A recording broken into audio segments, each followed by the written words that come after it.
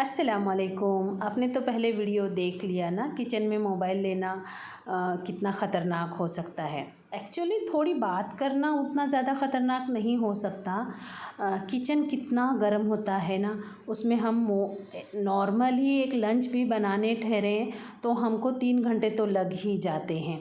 तो 3 घंटे तक गाने बजाते रहेंगे और किचन ऑलरेडी कितना गर्म होता है, और उसमें उतने गर्म किचन में हम वो मोबाइल को भी गर्म करेंगे। और नया है तो ठीक है, 4-5 साल पुराना है तो वो बिल्कुल फट ही जाएगा। तो फिर मोबाइल रेडिएशन से फटा, ऐसा फटा नहीं जी, हमारे प्रिकॉशन नहीं लेने की वजह से फटा है। ऐसा कोई ज़रूरी काम तो नहीं था कि हम वहाँ मोबाइल रख कर काम करेंगे किचन का बोलकर। और मैंने बहुत बड़े बड़े यूट्यूबर्स को भी देखा है, वीडियो क्लिप में दिखाते हैं, वो किचन के सामने वीडियो चलते रहता है और वो लोग अपना काम करते रहते हैं। किचन घर का सबसे गर्म इलाका है, इसलिए वहाँ पर मोबाइल नहीं लेकर जाना चाहिए।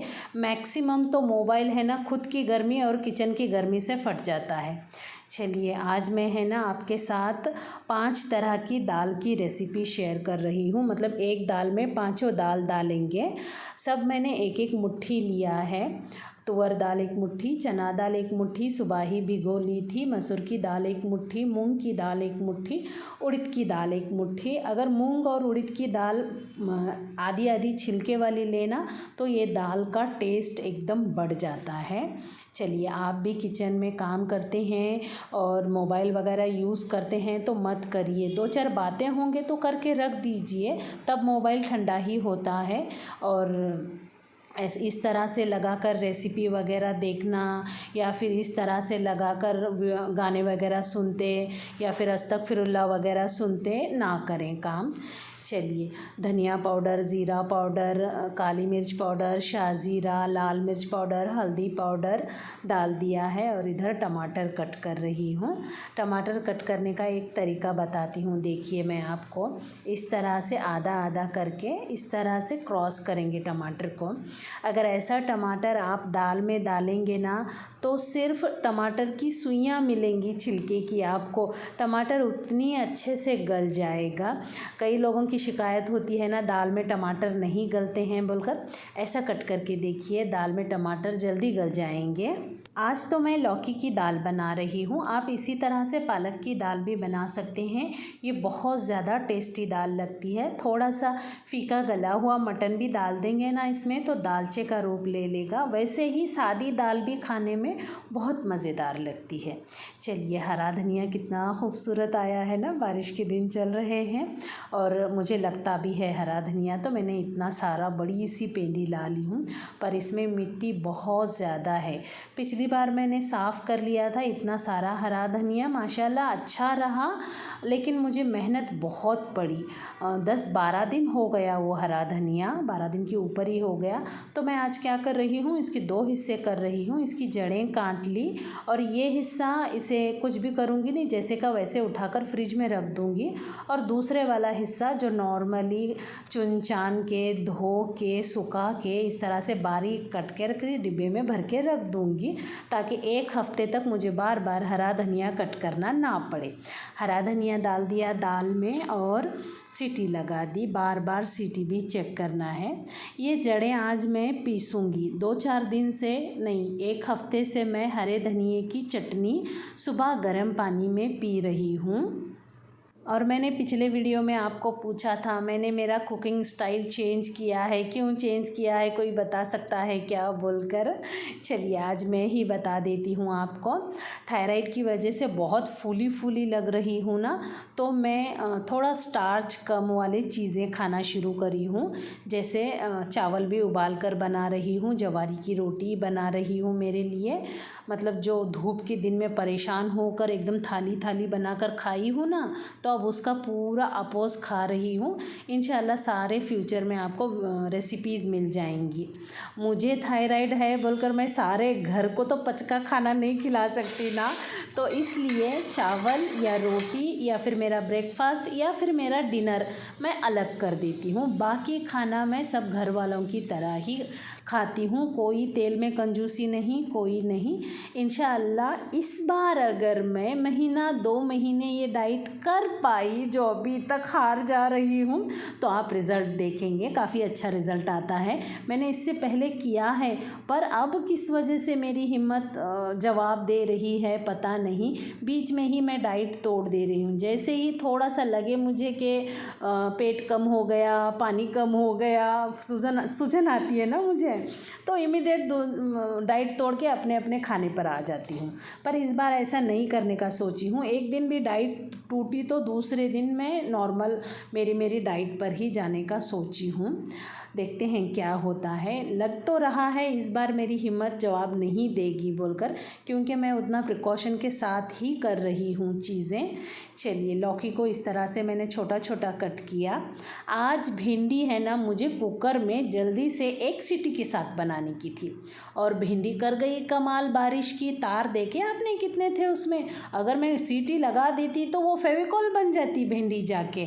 तो फिर उसको वैसे ही भूनी भूनी भूनी, फिर 1 चम्मच चाट मसाला डाल के भी 5 मिनट भूनी, तब कहीं जाके भिंडी निखर गई। खाने में तो सुपर टेस्टी बनी थी और बहुत मेहनत लगाई आज। चलिए, इधर दाल देखिए गल गई है। चना दाल थाड़ी थाड़ी है, मुझे पसंद आती है। आपको अगर ऐसी पसंद नहीं है तो आप थोड़ा सा मिक्सी भी लगा सकते हैं। ये देखिए, अभी ये सारे मसाले डालकर भी 2 मिनट तक पकाएंगे ना, तो जो एक तार दिख रहा है उसमें भिंडी में, वो भी ख़त्म हो जाएगा। नमक भिंडी में संभल कर डालना है, क्योंकि मैंने 1 चम्मच भर के चाट मसाला डाला है, तो इस वजह से है ना चाट मसाले में नमक होता है। दाल अच्छे से घोट लिया, लौकी डाल दिया, और आप चाट मसाले की जगह है ना आमचूर पाउडर भी डाल सकते हैं, उससे भी भिंडी का चिकटपन निकल जाता है। चलिए, थोड़ा सा गर्म पानी डालकर सीटी लगा दूंगी 1, ताकि लौकी थोड़ी सी गल जाए। ये देखिए भिंडी का फाइनल रूप। इतना भुनना था तो मैं कढ़ाई में भून लेती। चलिए, खैर कोई बात नहीं। देखिए, मुझे एहसास ही नहीं रहा, मैं काफ़ी देर से खड़ी हूँ। जब मैं चावल लेने के लिए बैठी ना, तो मेरे पिंडलियाँ, मेरे गुड़गे जवाब दे रहे थे, रानी खड़ी हो गई तो पैर लकड़ी के हो गए बोलकर।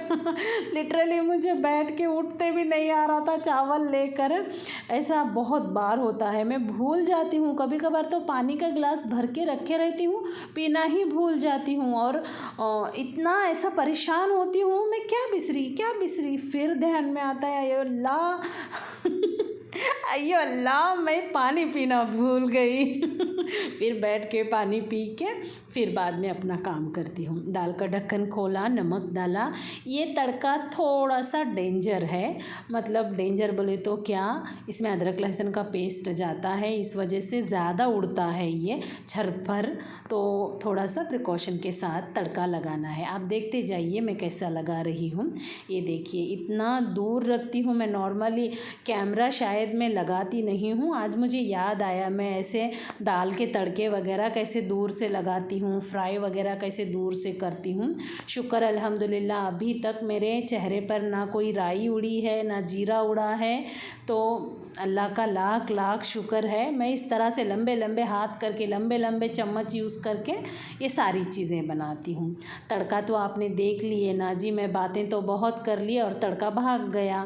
खैर, आप थोड़ा सा आवाज़ म्यूट कर दीजिए, मेरा तड़का देख लीजिए। अदरक लहसुन के पेस्ट का तड़का है, और प्याज नहीं डाला है। ये वही मसाला है दालचे का जो पिछले वीडियो में मैंने काले मसाले के, काले फूल पत्तर के साथ पीसा है। बहुत टेस्टी बनती है इसकी दाल। एक बार मसाला भी ट्राई करना, दाल भी ट्राई करना। इस तरह से खत उबलने लगे तो दाल को बंद कर दिया, ढक्कन लगा दिया। जवारी के आटे में अगर चिकट ना हो, मतलब क्या बोलते हैं हम लोग, तो चिकट ही बोलते हैं, गूंदते समय और रोटी डालते समय तकलीफ़ होती है। और अगर चिकट ज़्यादा हो तो ये देखिए तवे पर तकलीफ़ देती है, पानी लगाने के बाद भी चिटकती है, और कितना भी ऐसा ये करे ना तो सेके जाने के बाद भी है ना गीली गीली लगती है, और खाते समय भी है ना आटा आटा खाए जैसा लगता है, जिस जवारी के आटे में चिकट ज़्यादा होता है। यूसुफ तो बस बहुत पतली बनाई तो 1 रोटी खा रहा है, और बोल रहा है अम्मी ये आटा आटा लग रही है, मैं नहीं खाऊंगा बोल के। ये रोटी सुबह बनाकर शाम में खाए तो ठीक लगती है। चलिए, लौकी की दाल, सुपर टेस्टी भिंडी, सलाद में ककड़ी, बड़ी सी जवारी की रोटी। जवारी की रोटी जब मैं इस तरह के डाइट करती हूँ ना तो दोनों टाइम बनाती हूँ।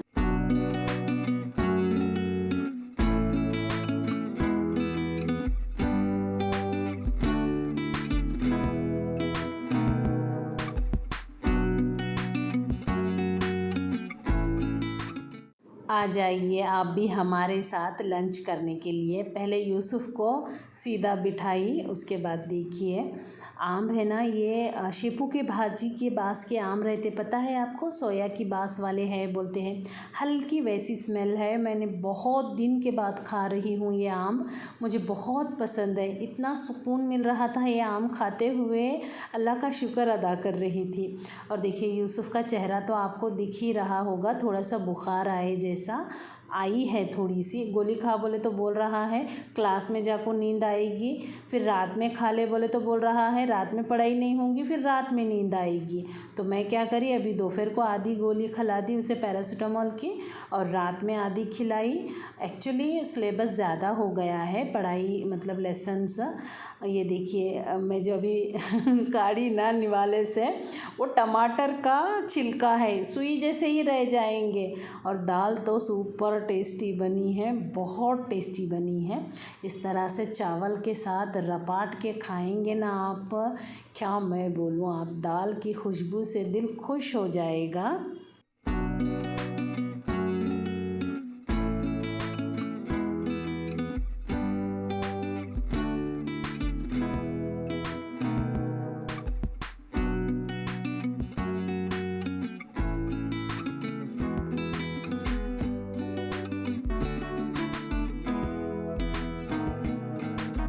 यूसुफ क्लास को चला गया। अब सीधे मैं आपको असर की नमाज़ के बाद मिल रही हूँ।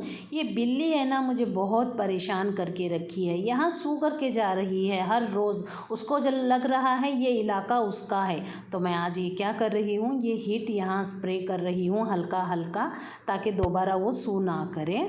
ये वीडियो क्लिप पात्री साहब भेजे हैं मुंबई से।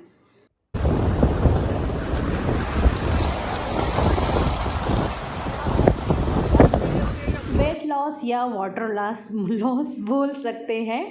तो पेट भर के तो खाना है ना जी, बगैर खाए तो चल नहीं सकता ना। तो आम लिए हैं, एप्पल लिए हैं, शुक्र अल्हम्दुलिल्लाह आया है फल, नहीं तो है ना ऐसे रास्ता देखना पड़ता है कोई फल वाला आया है क्या, नहीं तो फिर बिग बास्केट से ऑर्डर करो बोल के ऑर्डर करें ना तो भी उतना अच्छा सामान नहीं आता है। फिर भी काम चलाऊ हो जाता है, जाकर लाने से तो घर तक आ जाता है। चलिए, मैं चटनी पी रही हूँ, बोल रही हूँ ना, चटनी में कुछ नहीं डालती हूँ, जस्ट कोतीमीर ही पीसती हूँ, नमक वगैरह कुछ नहीं। और ये जड़ें हैं ना बहुत ज़्यादा काम करती हैं, तो इसलिए जड़ें भी ली है मैंने, लेकिन इसे इतने बार धोया है। आप देखिए कटोरे में बिल्कुल नमक नहीं है, नमक बोल रही हूँ, मिट्टी एक कण भी नहीं है, इतना साफ हर कोना कोना तोड़ के धोया है।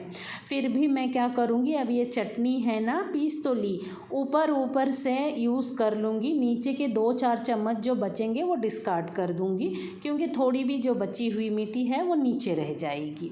चलिए, ये बॉक्स खाली हो गया है। डेली लग रहा है, डेली 3 टाइम लग रहा है, बहुत अच्छा बॉक्स है। काम तो जैसे आधा हो गया है, एक दिन कर लो हफ्ता भर आराम करो, ऐसा काम हो गया है इसमें। चलिए, बाकी का हरा धनिया कट करके भरती हूँ, हरी मिर्च धोकर चुनकर भर लिया, मतलब बहुत अच्छा है ये डब्बा, मैं कितनी भी तारीफ़ करूँ कम है। इसका लिंक डिस्क्रिप्शन बॉक्स में दे दूँगी, आप लोग फिर पूछेंगे, आप डिस्क्रिप्शन बॉक्स भी चेक करिए जी, उसमें मिल जाएगा आपको सब कुछ। चलिए, कल जहाँ बातें ख़त्म हो गई थी आगे से वहाँ बातें करते हैं। बच्चों को अपने आप से बात करना सिखाइए। जैसे अभी मेरा यूसुफ जल्दी नहीं उठता है, तो मैं उसे बोलती हूँ यूसुफ को बोल के सो बेटे, मतलब अपने अंदर बोल के सो, यूसुफ तुझे सुबह 6 बजे उठना है। मतलब कनेक्शन जोड़िए अंदर वाले यूसुफ से। मेरा ज़हीन तो बहुत छोटा था तभी से, ज़हीन ये नहीं करना चाहिए, ज़हीन वो नहीं करना चाहिए, ज़हीन को बोल के सोया क्या, ज़हीन को करके सोया क्या, ये पॉइंट होते थे। यूसुफ पादरी साहब के पास बड़ा हुआ है ना, इसी 2-3 साल से मेरे साथ रह रहा है, तो उसके परवरिश में मेरी काफ़ी लेट हो गई है चीज़ें सिखाने में। ये जो यूसुफ को बात करने का तरीका है ना, ये बहुत सही तरीका है, इससे मेमोरी पावर भी बहुत बढ़ती है। दूसरा, बच्चे अपना करियर चूज़ करते हैं, पहले हम देखें हमारे बच्चों की काबिलियत कैसी है। अगर 60% 70% आ रहे हैं तो नॉर्मल सा कोई एक अच्छा कोर्स लगा दीजिए जिससे उसकी ज़िंदगी बेहतर चले। उसके ऊपर ज़्यादा बोझ मत डालिए कि तू डॉक्टर ही बन, तू इंजीनियर ही बन, तुझे IIT ही करना है, ऐसा मत करिए। अगर आपका बच्चा 95 98 के ऊपर जाता है तो फिर उसे और करियर चूज़ करने में आप बहुत ज़्यादा हेल्प करिए, क्योंकि देखिए पैसा बहुत इम्पोर्टेंट है लाइफ में। तो जिस चीज़ में पैसा ज़्यादा आता है, जिस चीज़ में हमारी सेहत सही रहती है, जो चीज़ हमारे लिए बेहतर है, जो चीज़ को हम अफोर्ड कर सकते हैं, वो चीज़ चुनना बहुत ज़रूरी है। बच्चे बोलेंगे हम फोटोग्राफर बनेंगे, बच्चे बोलेंगे हम मतलब जो चीज़ें लाइफ टाइम काम नहीं आती हैं वो चीज़ें ना कराएं। और अभी जो ज़हीन का है ना, ज़हीन 10th पास होने तक भी उसका कुछ नहीं था, मैं बोली सो वही करता था। मेरे ज़हीन में इतना निखार आने की वजह, इतना उसे नॉलेज होने की एक वजह है, वो जिद में रहता था, नहीं करता बोल के, और जब एक बार मान गया मैं ये चीज़ करूँगा तो वो करता था। और बाहर जो करके आता था वो मुझे सच सच बताता था, मतलब बाहर करके आके मुझे झूठ में रख के ऐसा नहीं गड़बड़ करता था। वो काफ़ी ओबीडियंट है, काफ़ी नहीं पूरा ही ओबीडियंट है मेरा, कुछ भी करना हो पहले बताता है मुझे। तो मेरी परवरिश के साथ अल्लाह के उसके ऊपर जो रहमत है, इनायत है, उसकी शख्स हंस रही हूँ ना तो जुबान सही से नहीं चल रही है, उसकी जो शख्सियत है ना वो बहुत निखर गई है, शुक्र अल्हम्दुलिल्लाह। MBBS वो मेरी मर्जी से कर रहा है। मैं चाहती थी कि मेरे दोनों बच्चे अपनी डिग्री MBBS से करें और बाकी वो चाहें तो आगे डॉक्टरी ही कंटिन्यू करें या तो फिर सिविल सर्विसेज में जाएं, उसके बाद जो रास्ते खुलते हैं वो उनकी मर्जी से आगे जाएं, पर डिग्री मगर MBBS से करें, ये मेरी मर्जी थी।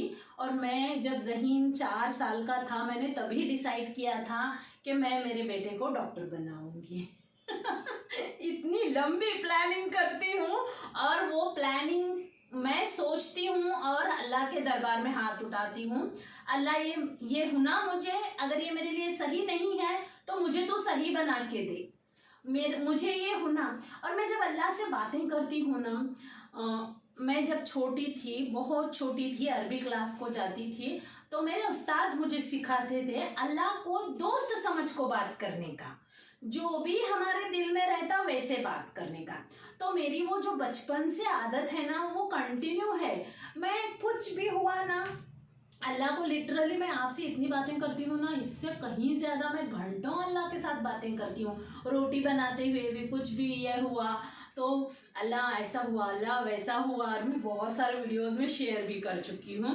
और कुछ जुमले होते हैं जो शायद गलत होते होंगे, लेकिन मैं सारी बातें करने के बाद भी अल्लाह से माफ़ी भी मांगती हूँ। अल्लाह देख, मैं इतना सारा बोली, ये बोलते समय कुछ भी मेरे मुंह से गलत लफ्ज़ निकले होंगे तो मुझे माफ़ कर दे, हाँ अल्लाह। तो मेरी वो जो छोटेपन से आदत है उसे मैं नहीं बदल सकती, बिल्कुल नहीं बदल सकती। आप बोलेंगे ये जुमला गलत बोल दिए, आप बोलेंगे वो जुमला गलत बोल दिए, मेरे फितरत में अंदर आ गई है वो चीज़, मैं वो चीज़ को नहीं बदल सकती। और मैं कैसी हूँ ये मेरा अल्लाह जानता है, मैं कहाँ गलत बोल रही हूँ ये मुझे एहसास हो जाता है। मैंने ये सेंटेंस शायद गलत बोला ये गिर गया जी चलिए, ये मेरा नेचर है, इस वजह से मैं कुछ भी अल्लाह से बातें करते हुए, जैसे वॉइस ओवर करती हूँ उस समय भी मैं अल्लाह से बातें करने का जिक्र करती हूँ, तो कोई एक जुमला बोल दूँ तो आप लोग मुझे कमेंट करते हैं ये जुमला गलत हो गया बोल के। उसके बाद मैं कोशिश करती हूँ वो जुमला ना बोलूँ, लेकिन क्या करूँ, बातें करते हुए हो जाते हैं, अल्लाह से अस्तगफिरुल्लाह भी पढ़ लेती हूँ।